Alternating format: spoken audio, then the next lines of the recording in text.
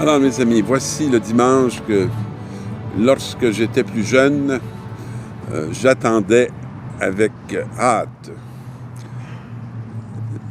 La joie de ce dimanche, pour moi, c'est qu'il annonçait qu'on était pour sortir dans la rue et faire les reposoirs et marcher comme une cohorte à la suite du Saint-Sacrement.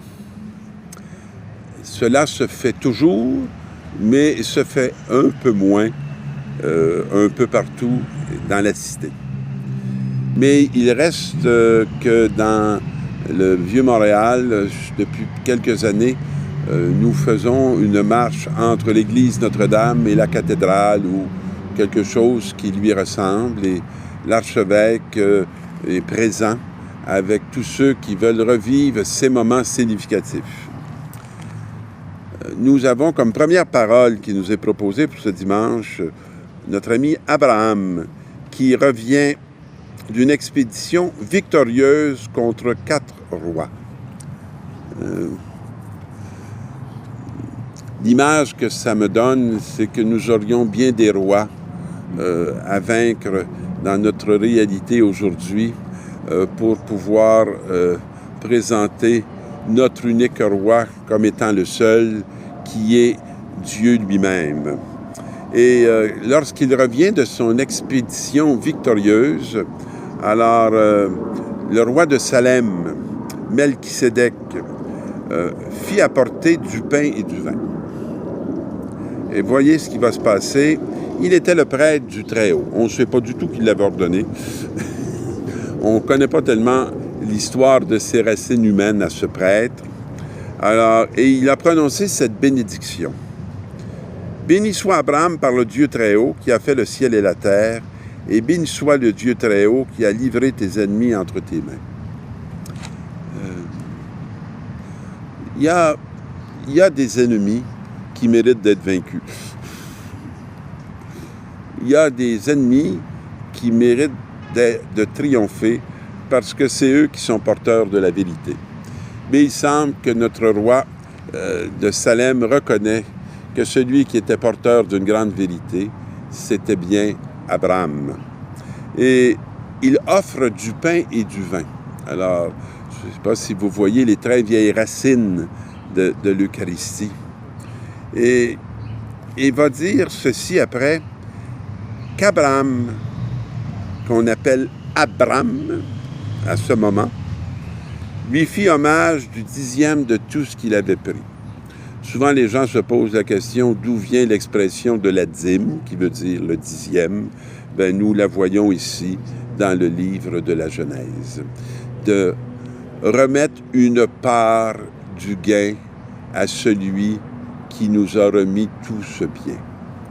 Pas remettre tout, le 10e, tel qu'il est exprimé dans cette pratique qu'on voit dans ce livre de la Genèse.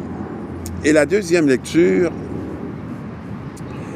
va être cette belle partie de l'Épître aux Corinthiens où Paul dit « Ce que je vous ai transmis de la tradition qui vient du Seigneur, c'est ceci.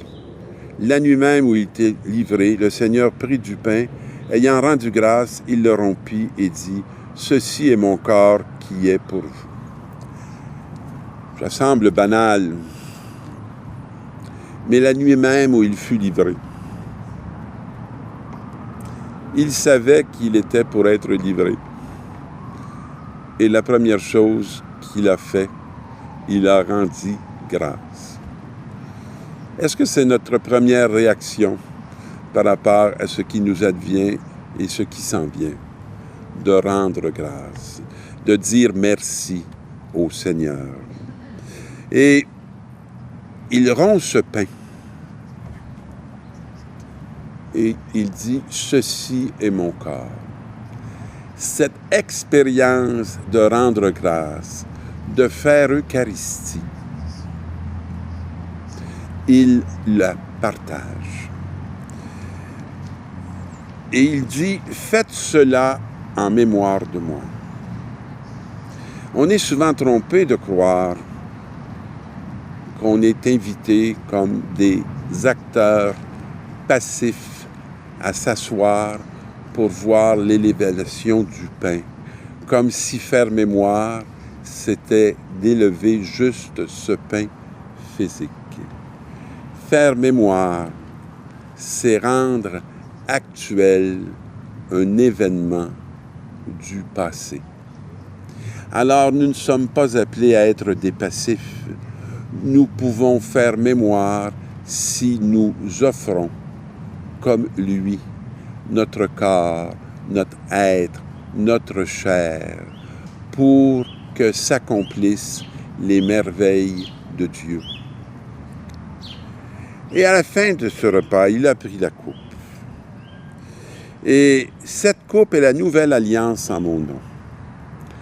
Et ce n'est plus dans le sang des animaux. Ce n'est plus dans le sang des boucs. Ce n'est plus dans un rituel qui doit se répéter à l'infini. Il est dans une nouvelle alliance qui va accomplir une fois pour toutes tous les sacrifices.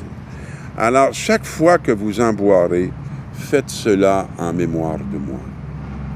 Nous sommes appelés à être nourris du corps du Christ et abreuvés de son sang.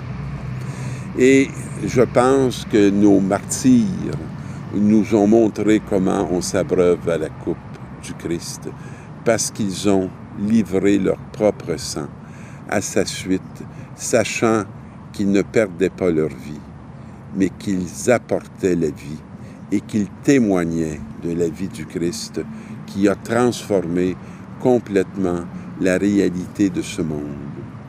Et aller à la messe, ce n'est pas une obligation. Aller à la messe, c'est une invitation à ne pas oublier que notre première mission consiste justement à rendre grâce. Et lorsqu'on rend grâce, on sait que tout ne nous est pas dû et que tout est une grâce. Et nous devenons aptes à l'amour gratuit. Nous devenons aptes à transformer le monde avec l'esprit de Jésus-Christ. Sinon, nous ne voudrons que prendre possession du monde et passerons notre vie dans l'ingratitude à vouloir s'approprier tout ce qui ne donne pas la vie, mais qui donne la mort. Dans l'Évangile, Jésus parlait du règne de Dieu à la foule et il guérissait ceux qui en avaient besoin. Et le jour commence à baisser.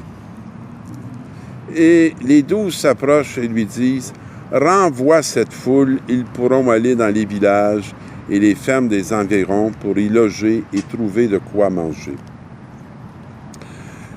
Vous comprendrez qu'actuellement, dans notre belle cité, notre belle province, nous n'avons pas besoin de renvoyer la foule. Elle est partie. Et le défi n'est pas du tout de la renvoyer. Mais le défi va ressembler à ce dont va nous parler cet évangile. Alors, renvoie cette foule, ils pourront aller dans les villages et les fermes des environs pour y loger et trouver de quoi manger. S'abriter ailleurs et trouver sa propre nourriture par soi-même. C'est un peu l'image du monde dans lequel nous sommes. Mais Jésus leur dit, « Donnez-leur vous-même à manger. » J'imagine qu'ils devaient être bien découragés.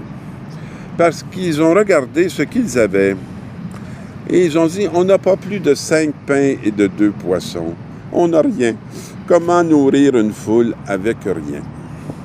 Et c'est très intéressant. Jésus prend les 5 pains et les 2 poissons qu'il ne méprise pas, qu'il ne regarde pas comme des riens. Et il rend grâce. Je rends grâce au moins depuis 40 ans à Dieu de m'avoir nourri par mes frères et sœurs handicapés.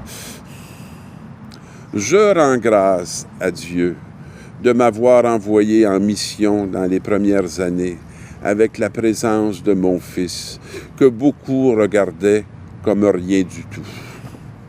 Et que par ces visites de Claude et de moi, et je pourrais dire de bien d'autres. Ce qui n'était rien pour le monde est devenu une nourriture pour ceux qui nous ont reçus et accueillis.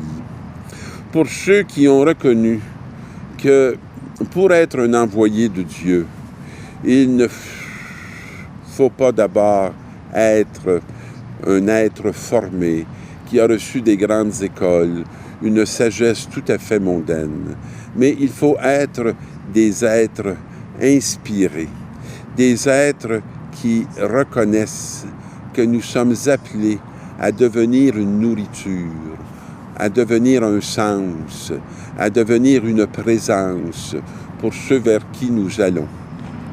Alors, il y avait bien 5000 hommes. Jésus dit à ses disciples, faites-les asseoir par groupe de 50. Je trouve intéressant les YouTube que je fais chaque semaine. Je ne sais pas combien de monde s'y retrouve pour s'y asseoir et les écouter. Mais je sais qu'un à un, il y a des personnes qui s'ouvrent à cette petite visite, qui vient dans leur foyer pour leur parler de quelqu'un qui est au milieu de nous et qui nous aime et qui veut bien nous nourrir, pas par ma parole, mais par la sienne. Et cette parole, elle a comme nom Jésus le Christ, celui qui a dit sur la mort une parole, et la mort est devenue parole de vie. Alors Jésus prit les 5 pains et les 2 poissons. Et si on prenait justement ces toutes petites réalités qui sont entre nos mains, et en levant les yeux au ciel, nous bénirions celui qui nous les confie et qui est prêt à les multiplier pour qu'une foule puisse être nourrie par ces pains et ces poissons offerts et aussi distribués.